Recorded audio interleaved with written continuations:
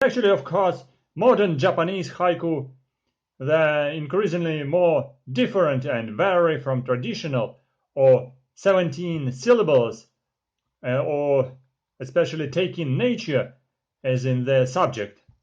But nevertheless, despite a Western influence, this use of a juxtaposition continues to be honored in both traditional and modern haiku. And actually, previously, haiku was called hokku, and this name was given by Japanese writer Masaoka Shiki at the end of the 19th century. Well, but today I'm very pleased to read very special article which was printed in American Entomologist journal in 2000, and it's devoted to Japanese haiku. Well, the name of this article is like the title of my speech today: Poetic Entomology, Insects in Japanese Haiku. So that's why I just start to read, and maybe with some comments about this article. So let's go forward. Insects in Japanese Haiku by R.R.Dunn. I recently was told a story about my 2-year-old cousin Ryan following ants down the steps of his house, through the lawn, and back to their colony. He watched ants and offered them sugar because they were hungry. I'm willing to bet, if allowed, he would have soon, with a stick in his finger, tried to look inside this world. I suspect for most of us it was an experience like these early travels down and trails of small lives that led to the science and to our questions of how and why. From the same encounters, there is, however, another direction of study. Although we busily count antennal segments with microscope, the poets with words can bring a moment's smallest details into the focus, and Japanese haiku poets in particular, they seem to have a special and lasting fondness for insects. In literally thousands of haiku or poems, we can find glimpses of insects illuminated by the careful observations of these poets. Japan has four great forefathers of haiku. These are Matsuo Basho, 1644–1684, Yosa Buson, 1716–1783, Kobayashi Issa, 1762–1826, and Shiki, 1867–1902. All of them they wrote different haiku about insects.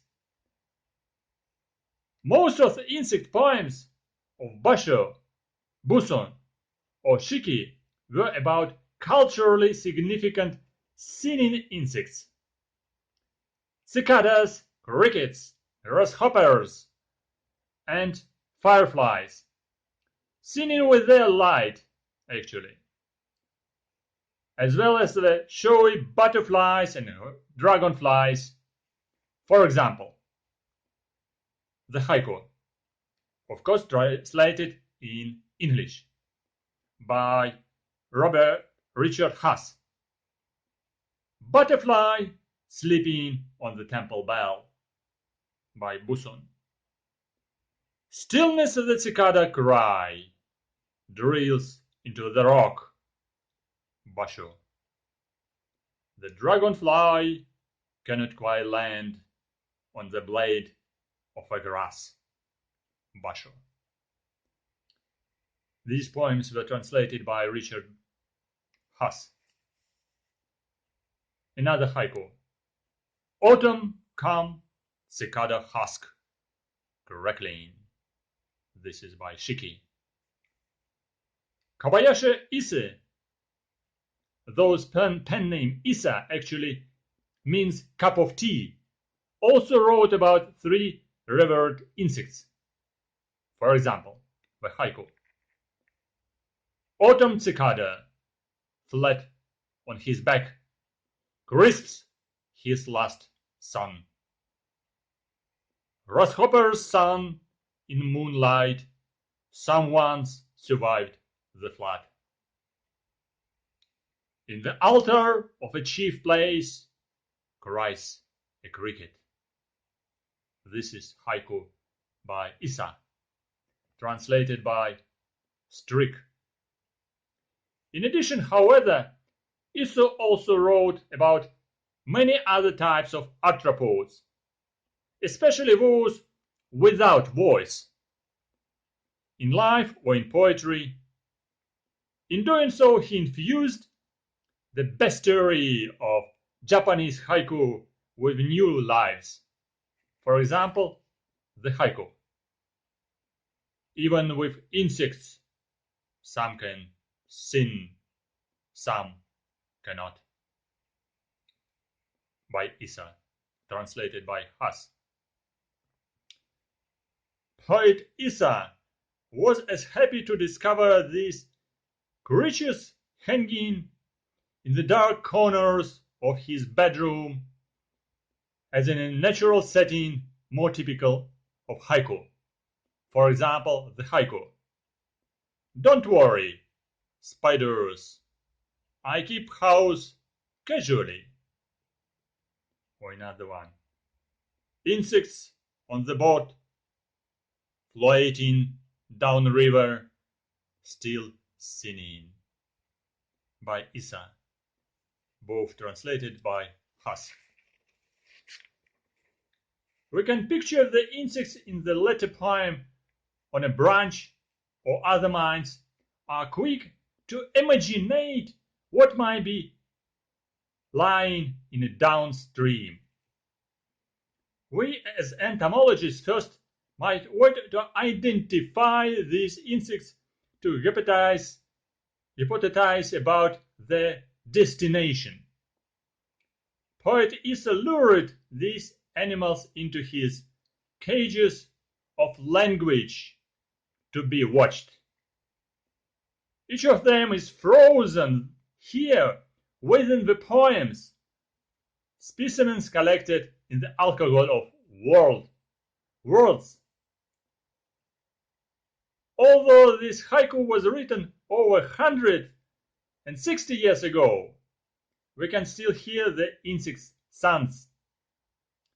As we read this poem again and again, we attach meaning to this drift and hopeful singing as much the same way Issa did on some summer's days long time ago. Poet Kobayashi Issa wandered the countryside for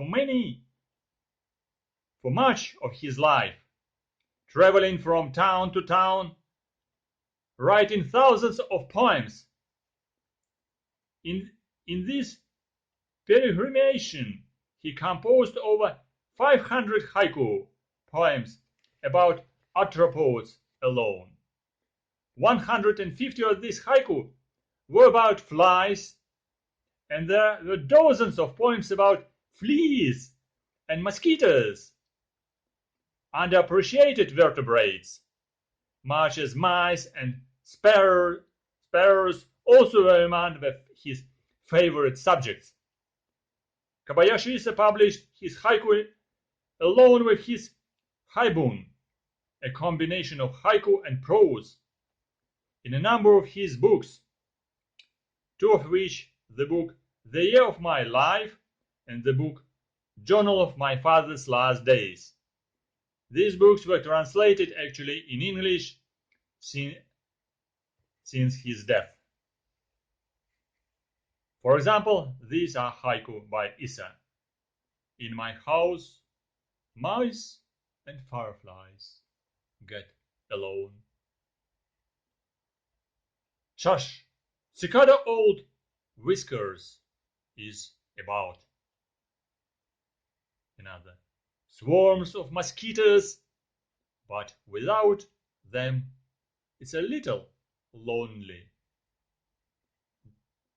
These are poems haiku by Issa, translated by Strick. In Kobayashi Issa writings, there is a compassion and humor uncommon in the world of his peers. In the third poem above, Issa is painfully grateful for the presence of mosquitoes. He admires that while not always pleasant, they are welcome miserably by loved. For him, these funny animals are as individually complex as they are wonderful.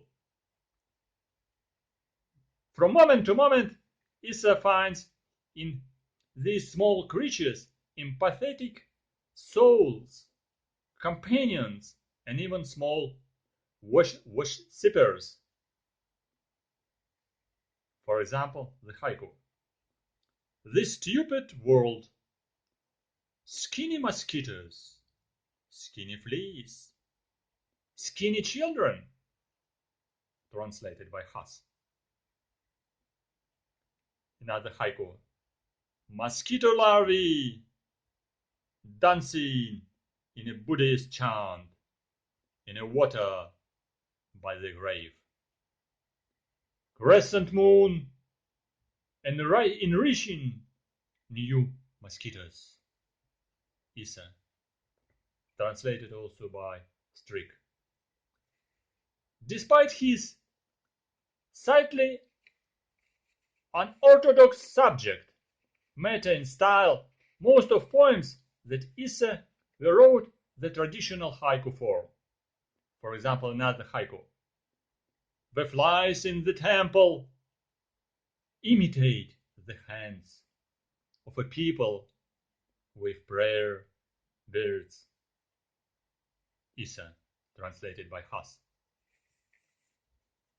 In the above, one of Issa's most famous poems, the original Japanese version of a haiku contains the traditional number of Japanese syllables, 17 syllables, 5-syllable unit followed by 7-syllable unit, and then another 5 syllables unit.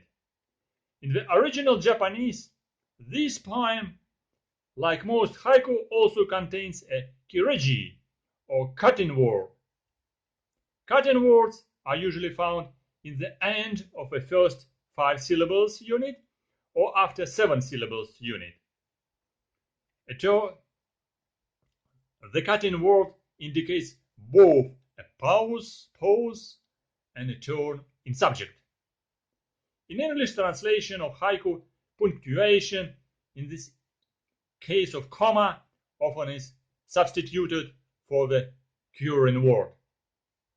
In many haiku, tensions is created between the subjects before and after cutting word. It is from the tension that the meaning of a haiku emerges. The two aspects of poem develop a special significance relative to each other, which led the reader from a concrete image to a more profound abstraction. In the above poem, the smallness of the fleas and their movement are set against the seriousness, the holiness, and the praying of people. In many of Issa's poems, a religious scene forms the backdrop for everyday event. Without using the explicit metaphor, Issa compares the flies to the praying people, praying monks. By placing these images side by side, he humorously elevates the insects by comparing them to something religious and pokes fun at the religious figures by comparing them to insects. In these many early Japanese poems, poet Kobayashi Issa was a Buddhist monk, but a more liberal sect than Basho or many of his contemporaries. This more liberal attitude towards a religion, combined with his hard life, may account for the playful tone towards religion we find in some of his poems. For example, the poem Haiku. Don't kill that fly. Look, it's raining his hands, raining its feet. By Issa, translated by Hass. In the above haiku, Kobayashi Issa suggests that because the flies, wringing their hand and feet, pray, they are holy, and because they pray in 2 hands and 4 feet, they are more holy than we are. As we read, the second 2 lines were made to re-examine the first in a new way. In the haiku, a grasshopper with his foot upon the temple bell, by Issa, translated by Hass.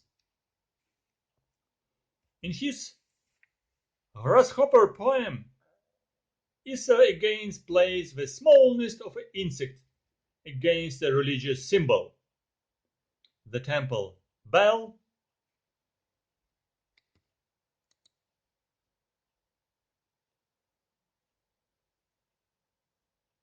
Here, the grasshopper foot is immensely light and ephemeral against the large dark bell.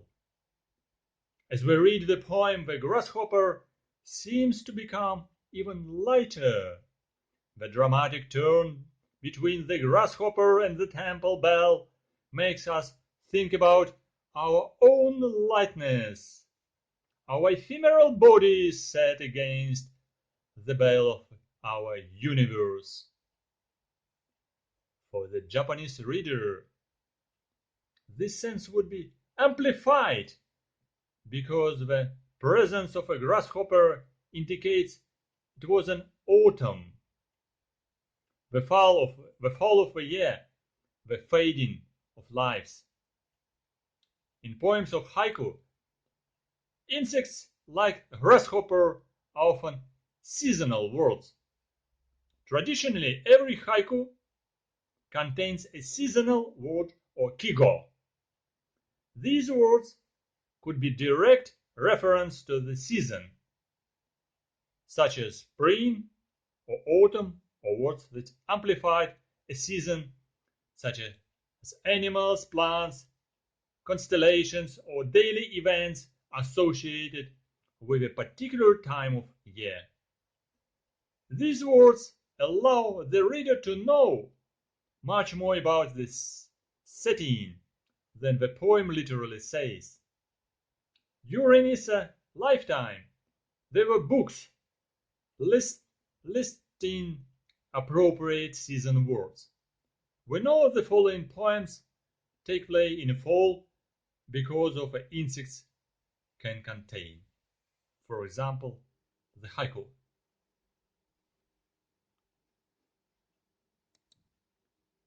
Crickets chirping in a scarecrow belly, translated by Hass.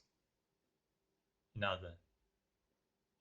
Silkworm spilling a cocoon in Buddha's lap, translated by Strick. Autumn cicada, flat on his back, chirps his last song, by Issa, translated by Strick. In addition to the insect names, the presence of word scarecrow indicates the first poem take place in a fall, or as obviously does the word autumn, in the third poem. For Japanese reader familiar with the local natural history and literal history, this seasonal words contains symbolism and cultural importance which can be lost in translation. For example, there is a special table words of some of the invertebrate season words and the season. For example, what about seasonal words? For example, invertebrate names. In spring, of course, these are horseflies, butterflies, snails. In the summer, fleas, flies, mosquitoes, bush mosquitoes, column of mosquitoes, summer butterfly, firefly, huge firefly, ants, mountain ants, winged ants, cicadas, pine cicada, spider, pregnant spider, slug, moth, tiger moth, mosquito larvae, water beetle, caterpillar. This is about summer. What is about autumn? In autumn there are catching dragonflies with a pole, praying mantis, clear-toned cicada, katydid, grasshopper, crickets, shadflies, bagworms, insect cry, silkworm. What is about winter? Goldbug. These are cited from Haiku Handbook written by Hegison in 1985.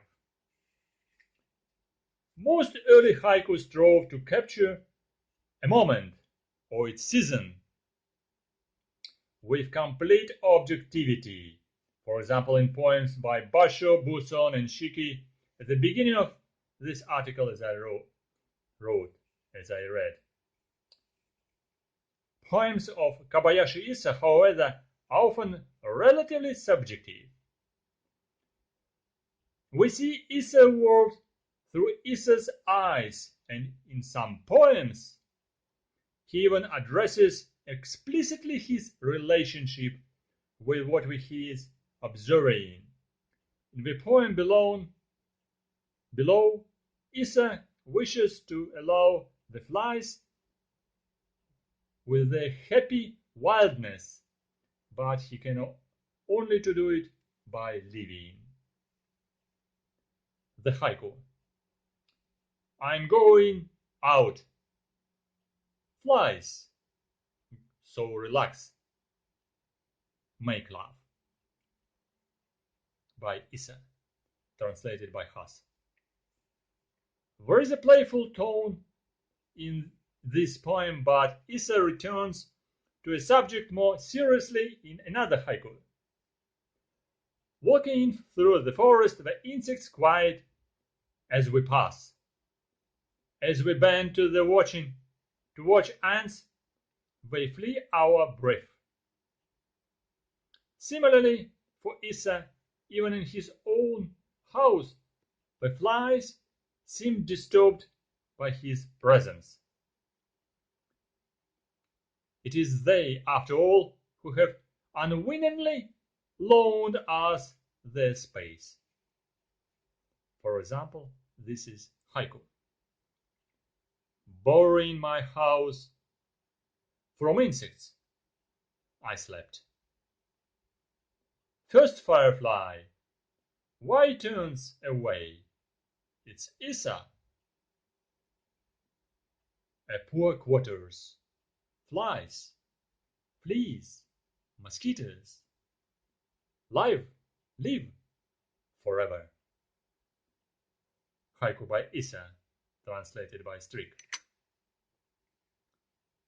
As it has been said that poet Kobayashi Issa was drawn to flies, fleas, mosquitoes out of sympathy for their plight as fallen pests. His life was plagued by tragedy after tragedy, and in some poems he certainly finds tragedy and sadness in these animals' lives. For example, haiku. For you, fleas too. The nights must be long, they must be lonely. Haiku by Issa. Another one. Earthworm pops up how quick the ants. Translated by Strick. Another one. Don't weep, insects. Lovers, stars themselves must part. Haiku by Issa. Translated by Strick.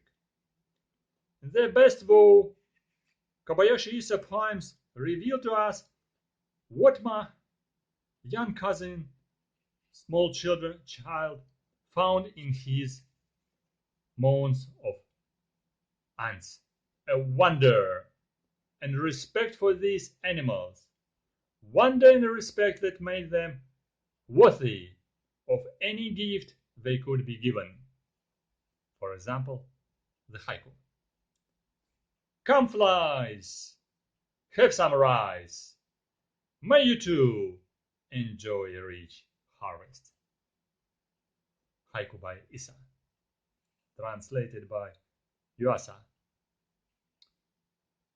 When Issa's poems rediscover the awe of a dragonfly sizing up Mount Fuji, and in the poem R.R.Dunn Kidnap, or as a butterfly sleeps off with another, he is not just experiencing these moments, he is offering them to us with his pen.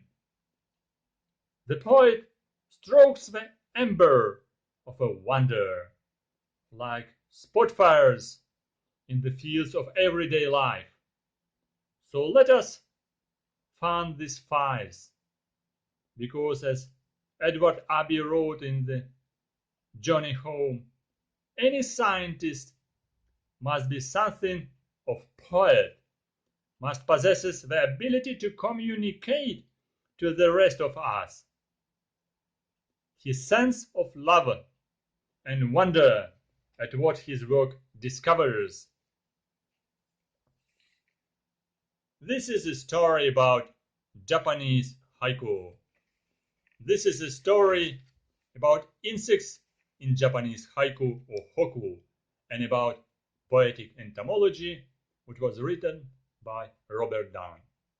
I was very pleased to read it for you, my audience, and for English-speaking audience, and for Japanese-speaking audience. This is my presentation and my gift, my public gift for this entomological and poetic literal community. Thank you very much for your attention. Looking forward to see you on my channel, and write your comments and write your questions and offer your suggestions about new subjects which I can present either on online translation or stream, or in my special recording of another lectures, maybe readings and communications with my audience. Thank you very much for your attention. Looking forward to see you as my subscriber on my channel. So press like and write your comments. Bye bye. See you soon on my channel.